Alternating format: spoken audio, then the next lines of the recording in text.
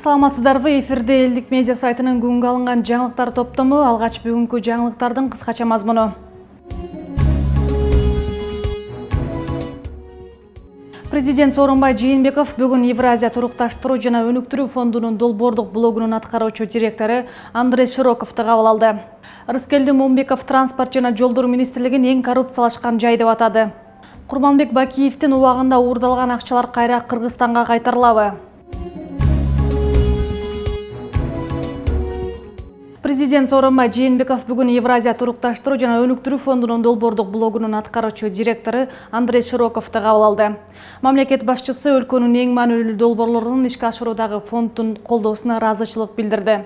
Андрей Широков жакын арада саламаттыкты сактоо тармагында долбоор каржылана тургандыгын, ал мобилдик оорукана экендигин айтты. Бүгүнкү күндө Кыргызстанда ишке ашып жаткан долбоорлордун портфели $500 миллион жакындап калды деп белгиледи. Мындан тышкары өлкө башчысы Сооронбай Жээнбеков жана аткаруучу директор Андрей Широков бир катар финансылык, инвестициялык насыялар, гранттар маселелери, таза суу долбоорун ишке ашыруу боюнча пикир алмашышты. Бүгүн эл аралык иштер, коргоо жана коопсуздук боюнча комитетинин жыйынында саламаттыкты сактоо министри Космонбек Чолпонбаевдин дүйнөлүк банктан гранттык негизде бөлүнгөн каражатка алынган жол тандабасын сатып, анын ордуна алыскы аймактардагы муктаж жерлерге тез жардам мунаасын алып берүү маселеси козголду. Министр Космонбек Чолпонбаев дүйнөлүк банктын долбоорунда тез жардам мунаасы каралбаганын, жол тандабасы мыйзамдуу түрдө максаттуу колдонулсун деп берилгенин айтты. Комитеттин жыйынынын жыйынтыгында жол тандабастар сатылып, региондорго тез жардам мунаасы алынып берилсин. Премьер-министр саламаттыкты сактоо министрлигинин ишин карасын. Гранттын туура пайдаланылышы башкы прокуратура тарабынан текшерилсин деген чечимдер кабыл алынды. Biz пайда жағын қараш керектер, біз ел өкілі болғандайын, ошол елге өңірап пайдасы тейсін. Кыргызстан артына дүйнөлүк банктан грант акча келип атат. Анан эми биз алсак, биз ошол жип алып алсак, уят ошол. Жазганыбыз туура эмес, иррационально деп атабыз, биз баа берип атабыз.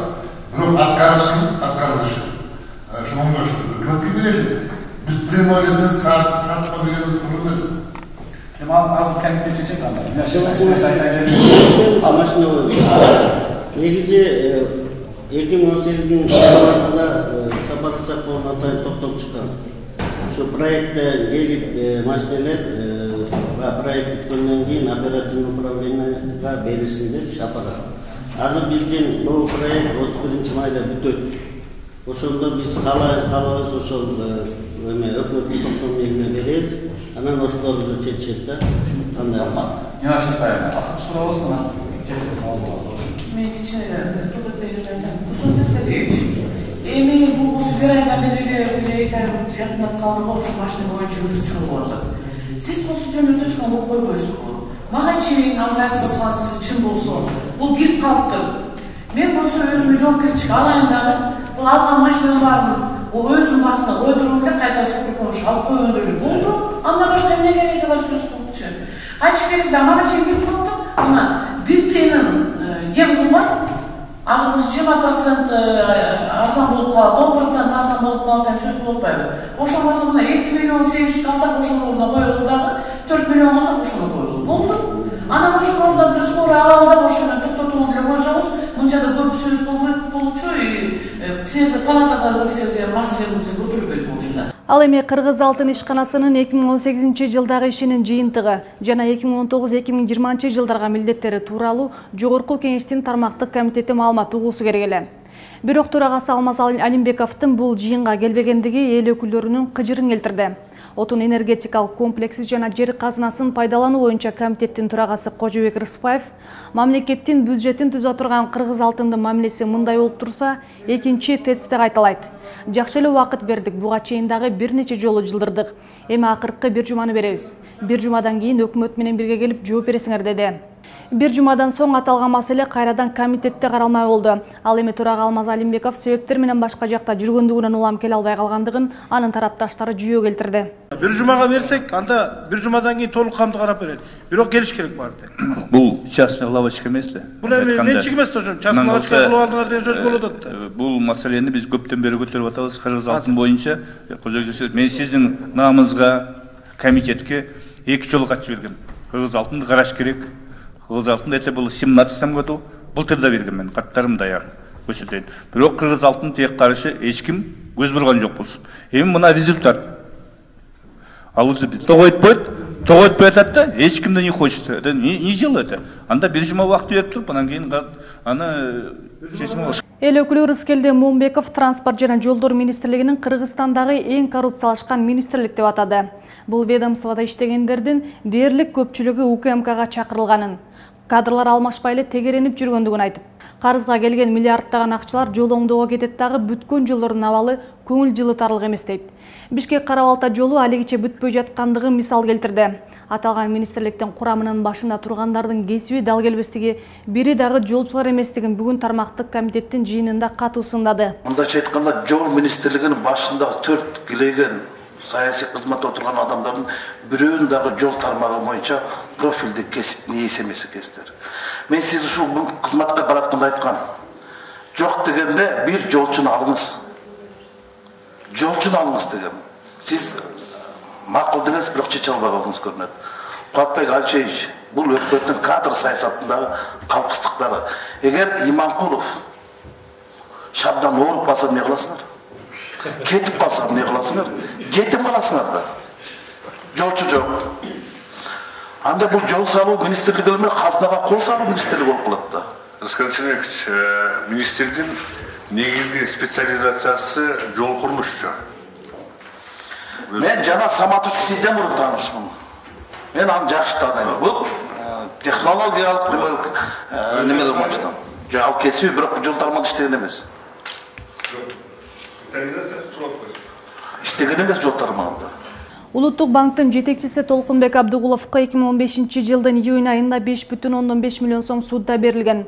2017 жылы 4 миллион 824 миң сом эсептен чыгарылганы маалымдаган. Бирок коомчулуктун катуусунан улам банк башчысы ал акчаларды алуудан баш тартты. Ал өз сөзүндө коомчулукта мага берилген турак-чай суддасы боюнча кызуу талкуу болуп жатат. Мыйзамсыз алган деген кептер дагы айтылууда. Бул маалымат боюнча башкы прокуратура иликтөө жасады. Жыйынтыгында эч кандай мыйзам бузуу катталбаганы аныкталды деп билдирген.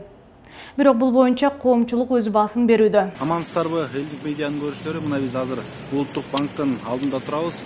Бул жакта болсо көптөгөн машиналар, унаалары, Улуттук банкта иштегендердин унаалары турат. Мына кымбат машиналар катар-катар тизилип турат. Ошол эле учурда бир нерсени айта кетсек, бул банкта бааны өзү коет. Башкача айтканда айлыкты өзлөрү коюп алышат. Эң эле аз айлык бул жакта 25 миң сомдон 30 миң сомго чейин. Ал эми башчыларыныкы болсо 100 миңден ашат. Ал эми ошого карабастан дагы турак жайга муктажбыз деп 2015 жылы мамлекеттен ушул банктын эсебинен 5 миллион сом алган. Башкача айтканда Толкунбек Абдыгулов деген башчысы ушул турак жайга алам деп 5,5 миллион сомдой өндүрүп алганда, эми бүгүн ошону кайра артка берип отурат. Ал эми ошол акчаны карапайым эл кандай пайдаланмак, чогуу сурап көрөбүз. Жок, бул эч убакта ал ишинин эми Улуттук банктын төрагасы болуп туруп 5,5 миллион сомду бага кечип койгон, бул туура эмес деп ойлойм. Бул менин оюм 5,5 миллион доллар. 5,5 миллион доллар. Бул эң туура эмес деп ойлойм. Бул вообще үч таза түшкө кирет ой эмес бул. Мунун наоборот 5,5 миллионду мугалимдерге, орган кызматкерлерине, врачтарга, үй жок кишилерге бөлүп берсе, анда аябай жакшы болмок. Анан банктын төрагасы бул үй жок дегенге мен эч убакта ишенбейм. Ал ишенич өтө кыйын, мен эмес, башка элдин баары ишенишпейт. Бүгүн ошо коомчулукка талкууга алынып, баягы ар кандай сөз берип, анан баягы активисттер дагы прокуратура текшерсин дегенден кийин гана анан арт калып атат. Анан бул боюнча баягы жарандык позицияңыз, жарандык оюңуз кандай негизи эле? Эми жарандык оюм буну, конечно, прокуратура текшерген оң, текшериш керек. Анан эле өздөрүнүн банктын элемесин ылайыктап, өздөрүнүн өз алган бул туура эмес ойлойм да негизи. Негизи буну эмне себептен азыр артка берип атат да, артка кайрылып. Өзүмүз мен аны унутуп калып турмун ушундай. Бирок буга чейин алганда мен да нааразы болгом. Жарандык активист катары. Башка кишилер да болбойт эле. Курманбек Бакиевдин убагында уурдалган акчалар кайра Кыргызстанга кайтарып берүү жөнүндө эки тараптуу биргелешкен билдирүү кабыл алынды. Анда АКШнын МАМ катчысынын жардамчысынын борбордук жана Түштүк Азия боюнча биринчи орун басары Элис Уэльс, Кыргызстандын финансы министри Бактыгүл Жээнбаева менен бирге кол коюшту. Жалпысынан 4,15 миллион доллар кайтарылып, ал акчага керектүү жабдыктар сатылып алынмакчы. Мурунку өлкө башчылары Тагырак Акаев менен Бакиев элдин каарына калып, жыйынтыгында өлкөдөн качууга аргасыз болгон. Бирок түйүнчөгүн түйүп, жөн гана качып кетпестен, өздөрү менен кошо мамлекеттик казынадан оңбогондой акча ала кетишкен. Белоруссияда жүргөн качкын президентибиз Курманбек Бакиевдин уулу Максим Бакиевдин колу менен жалпысынан миллиондогон долларлар өлкөдөн чыгарылган. Убагында Бакиевдин финансылык кеңешчиси болгон азыркы тапта АКШда абакта отурган Евгений Гуреевич аттуу жаран Азаттыкка маек берип, акчалар кандай жол менен чыгарылганын айтып берген. Ошол эле учурда кыргыз өкмөтүнө жардам бергиси келгенин айтып, бирок Атамбаевдин бийлиги буга эч кандай реакция кылбай келгендигин кыйткан. Ошондо суроо: 6 жыл бою мурдагы бийлик башындагылар эмне кылып отурду? Азыркы тапта коррупциялык жол менен чыгарылып кеткен каражаттарды Кыргызстанга кайтарып берүү боюнча аракеттер башталды. АКШнын мамлекеттик катчысынын орун басары Элис Уис Кыргызстандын финансы министри менен жолугуп, 6 миллион доллардын 4,6 миллион доллары Кыргызстанга берилерин белгиледи. Бирок бул бир гана чети болушу мүмкүн. Себеби жергиликтүү банктардан Бакиевдин жакындарына таандык 21 миллион доллар таап чыгып, улуттук банкка сактоого жөнөткөн. Ал эми азыркы таптагы аракеттер оңунан чыгып, бул акча келип калса, сот имаратында видео байкоочу камералар жана элет жерин суу менен камсыздоого, саламаттыкты сактоо жаатында керектүү буюм тайымдарды алууга жумшалары айтылды. Айыл өкмөт башчысы кызматка жупуну келип, эми элдин жерин сатып, күркүрөгөн байга айланды. Бул тууралуу Кара Суу районунун Кызыл Кыштак айыл өкмөтүнүн тургуну Гүлнара Мырзакеримова билдирди.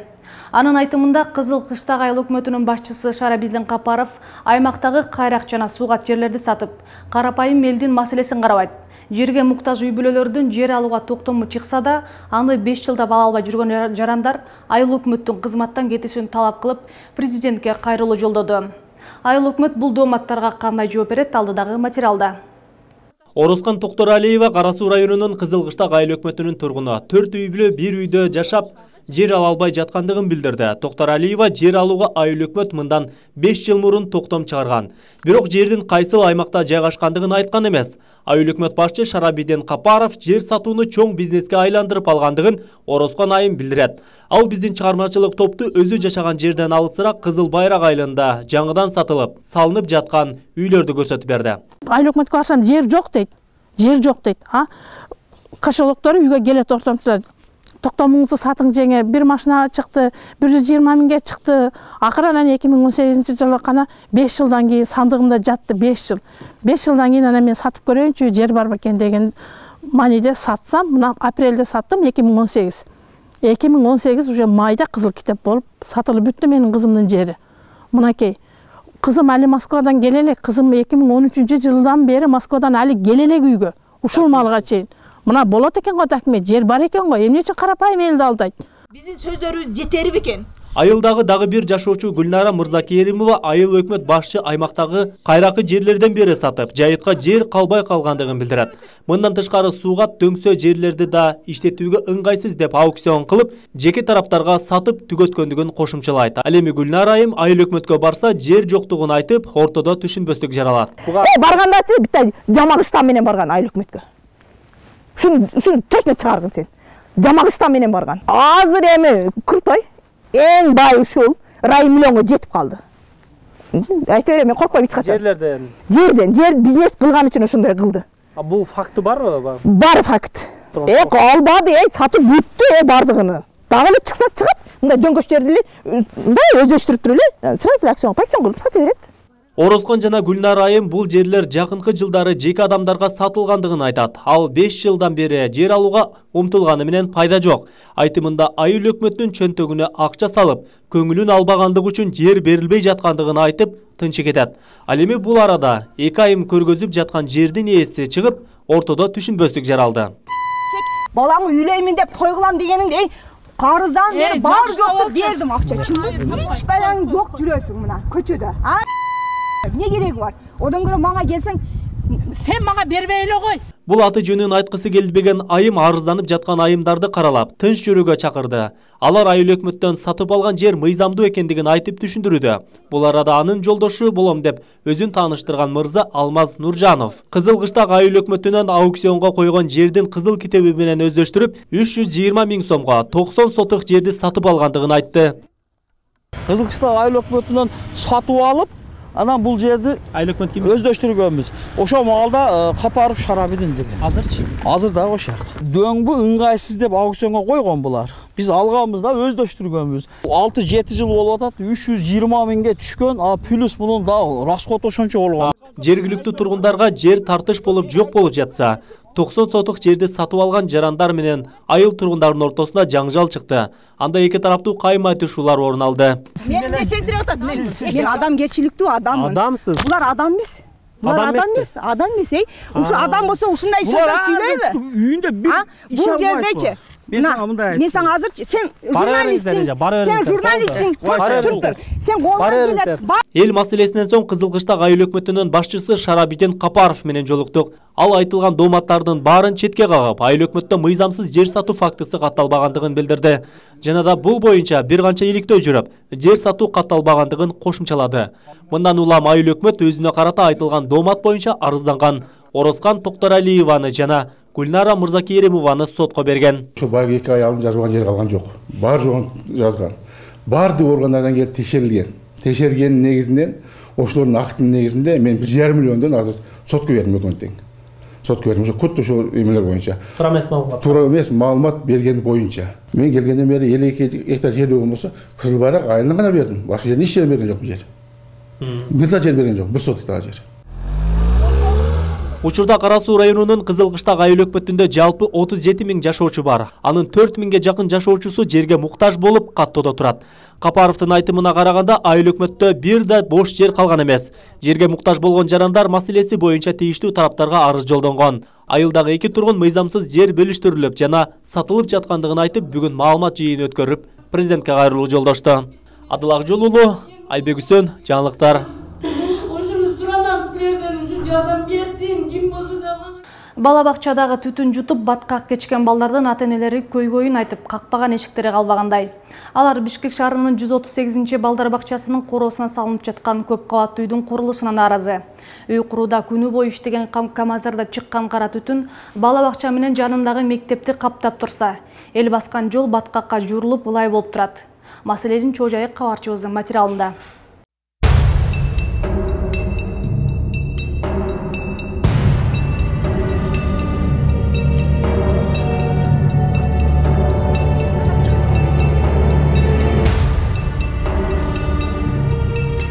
Бишкек шаарынын номер 5-Кичи районунда бала бакча менен мектептин ортосунда мындай болгон жаңы үйдүн курулушу түшүп жатыптыр. Азыр болсо жер казуу иштерин жүргүзүп жатышат дейт бул жактын тургундары. Алар болсо эмнеге ушул балдардын өтүүчү жолуна, мына бул мектеп болсо, мектептин жанында көрүп атасыздар, чоң КамАЗдар жайгашкан жана адамдар тигил жашыл дубалдын ичинде иштеп казуу иштерин жүргүзүп жатышыптыр. Ал эми жашоочулар болсо мынтип сыртка чыгып өздөрүнүн нааразычылыктарын айтышууда. Тарап чыгып койбойсузбу? Эмне кылып атасыздар бул жерде? Рұқсат болобу ичине кирип? Жок, прораб разрешение берсе ачам болбосо. Разрешение мындай деле карап койсок болот да эмне? Жумуштар болот экен ичинде. Мынакей, казуу иштери жаңы эле башталган экен да? А бияка эмне салынат экен? Дом беко, дом.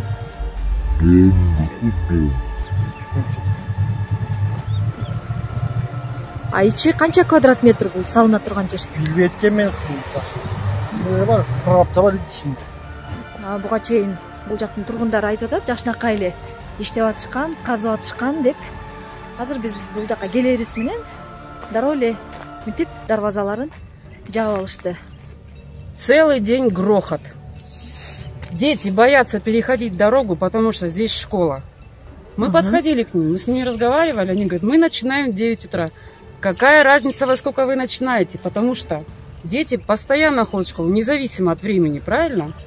У нас вон там 3 общежития, там очень много детей.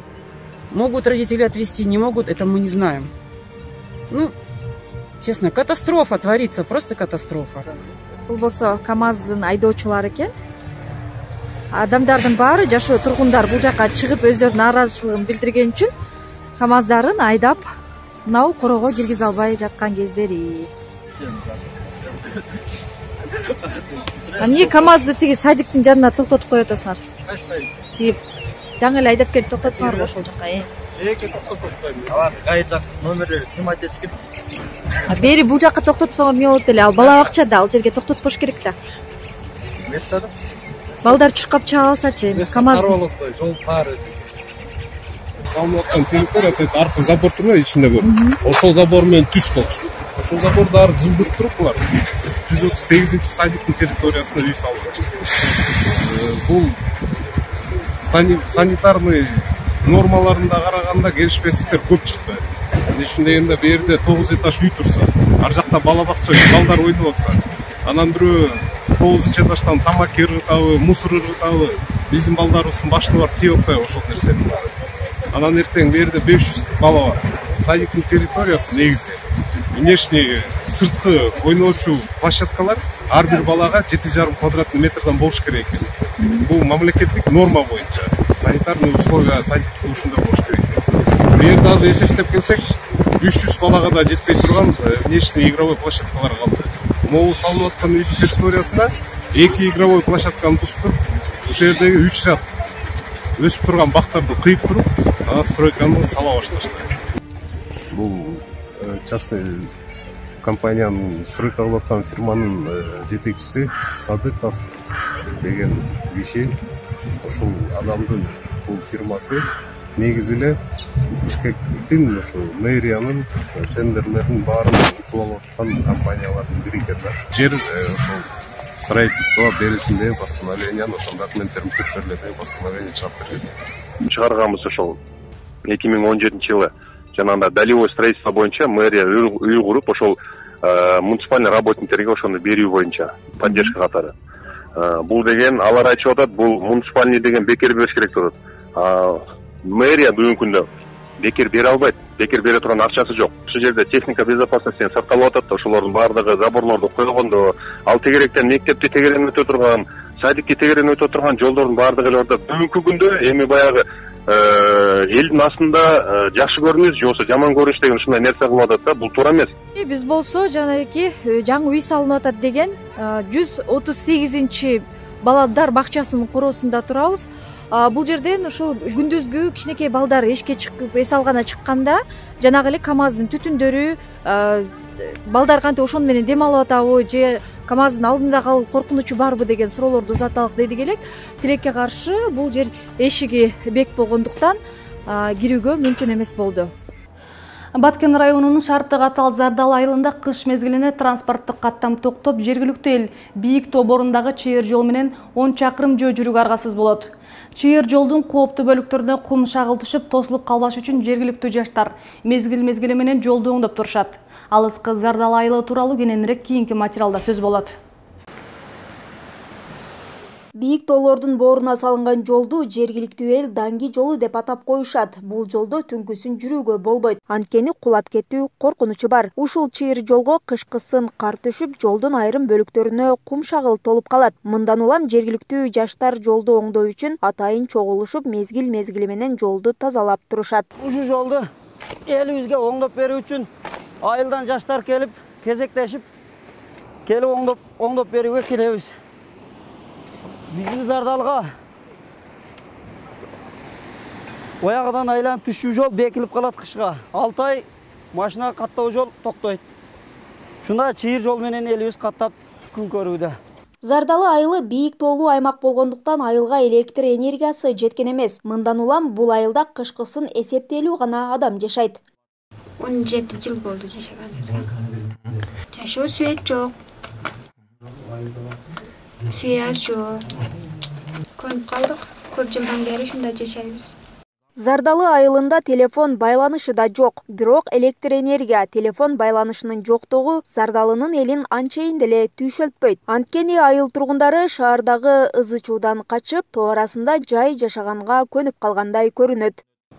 Биздин элдин жашоо шарты жалпысы калганда өтө татаал.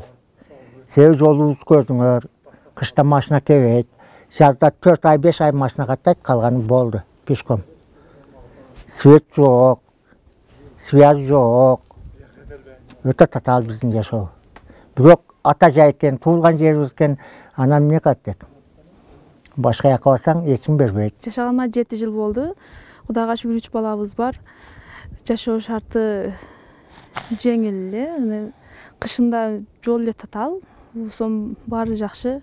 Зардалыда жаз мезгилинде жашаган жарандар кеч күздө райондун борборуна кетишет. Кетип жатып турак жайын, мал жандыктарын айылда кыштап калган туугандарына таштап кетүүгө аргасыз болушат. Азыр негизи 5 үйдөн малын багам. Азыр бул жерде жакын тагам кой эчкилерге жем берген келесем. Жаз мезгилинен тартып Зардалыда элдин саны өсө баштайт. Анткени жазда айылга транспорттук каттам ачылат. Ал эми кышкысын 10го жакын кожолук айылда күн кечиришет. Белгилей кетсек, мындан туптуура 20 жыл мурун Зардалыда бүтүндөй Кыргызстандын тынчын алган окуя болгон. 20га жакын куралдуу адамдар Зардалы айылына кирип өздөрүнүн лагерин курган жана аларды чыңдоого аракет кылышкан. Мындан 20 жыл мурун болгон ал окуя Баткен Коогалаңы деген ат менен тарыхта калган. Шахрихан Мамажусупова, Максат Акылбеков, Алтын бешик жаңылыктары. Кышкы спорттук мелдештер уланууда. Бул үчүн Нарын шаарынын канаттык бугилдик базасында шаардын тургундары үчүн ар жума сайын оюн зооктор өткөрүлүүдө. Сатыбалды Нааматов атындагы Нарын мамлекеттик университетинин жамааты дагы кышкы эстафетаны улантып, чана менен лыжа тебүү боюнча жарышка түшүп күч сынашышты. Кыш мезгилинин аяктарына саналуу гана күндөр калгандыктан Нарын жергесинде тоо этектеп муз тепкен эс алуучулардын саны көп. 6 ай кышты көргөн теңир тоолуктар Чар, Салкын Төр жана Нарын канаттык бугилдик базасына барып чер жазышууда. Ал мен мындай демилгени колго алган Сатыбалды Нааматов атындагы Нарын мамлекеттик университетинин жааматы студенттер үчүн эс алууну уюштурушкан. Турдакун Усубалиевдин 100 жылдыгы жана өнүккөн өлкө Дени Сак улут аталышындагы уран менен студенттер жана мугалимдер арасында эстафета өткөзүлдү. Анда аркан тартыш жана жарыш жана чака чапмай оюндары менен күч сынашты.